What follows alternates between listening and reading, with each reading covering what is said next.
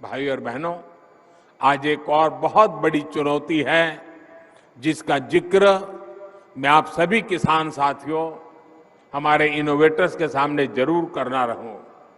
आत्मनिर्भरता पर इतना बल मैं क्यों दे रहा हूं और खेती की, किसानों की इसमें क्या भूमिका है, ये हम सबको समझ करके मिशन मोड में काम करने की जरूरत है। आज सबसे अधिक खर्च जिन चीजों को आयात करने में हमारा होता है वो खाने का तेल है, फर्टिलाइजर है, कच्चा तेल है। इनको खरीदने के लिए ही हर साल लाखों करोड़ रुपए हमारे दूसरे देशों को देना पड़ता है।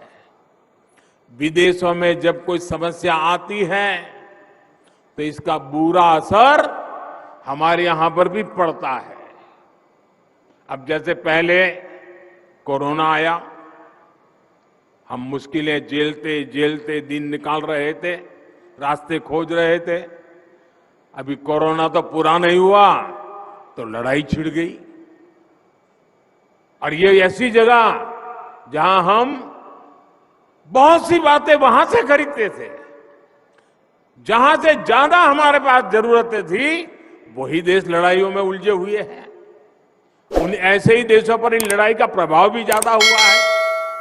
अब खाद को ही लीजिए, यूरिया हो, डीएपी हो या फिर दूसरे फर्टिलाइजर, ये आज दुनिया के बाजारों में दिन रात इतनी तेजी से महंगे होते जा रहे हैं, इतना आर्थिक बोझ पड़ रहा है जो हमारे देश को झेलना पड़ रहा है।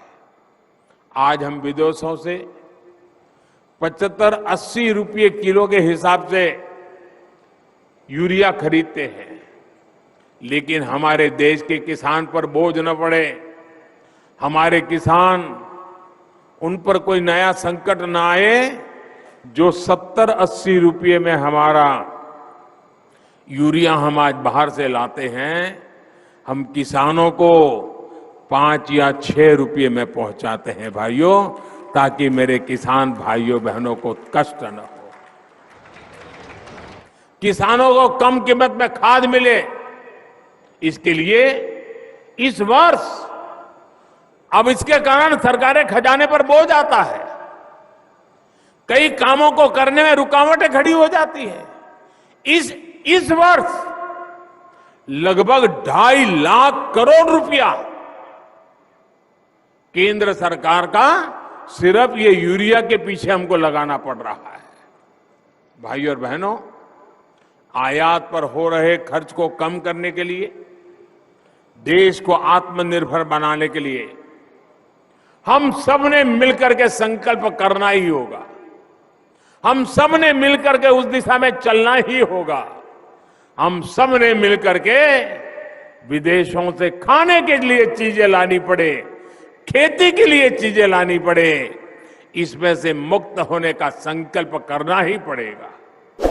कच्चे तेल और गैस पर विदेशी निर्भरता को कम करने के लिए बायोफ्यूल इथेनॉल पर बहुत अधिक काम आज देश में चल रहा है। इस काम से सीधे किसान जुड़ा है, हमारी खेती जुड़ी हुई है।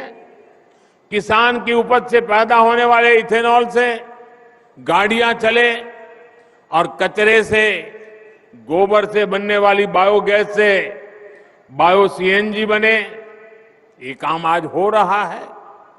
खाने के तेल की आत्मनिर्भरता के लिए हमने मिशन ऑयल पाम भी शुरू किया है। आज मैं आप सभी किसान साथियों से आग्रह करूंगा कि इस मिशन का अधिक से अधिक आप लाभ उठाएं। तिलहन की पैदावार बढ़ाकर हम खाद्य तेल का आयात बहुत कम कर सकते हैं। देश के किसान इसमें पूरी तरह सक्षम है। दालों के मामले में जब मैंने 2015 में आपको आह्वान किया था, आपने मेरी बात को सर आंखों पे उठा लिया था और आपने करके दिखाया था।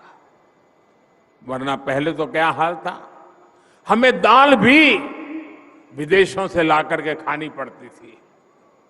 जब हमारे किसानों ने ठान लिया तो देखते ही देखते दाल का उत्पादन लगभग 70% तक बढ़ाकर दिखा दिया। ऐसी ही इच्छा शक्ति के साथ हमें आगे बढ़ना है। भारत की कृषि को और आधुनिक बनाना है।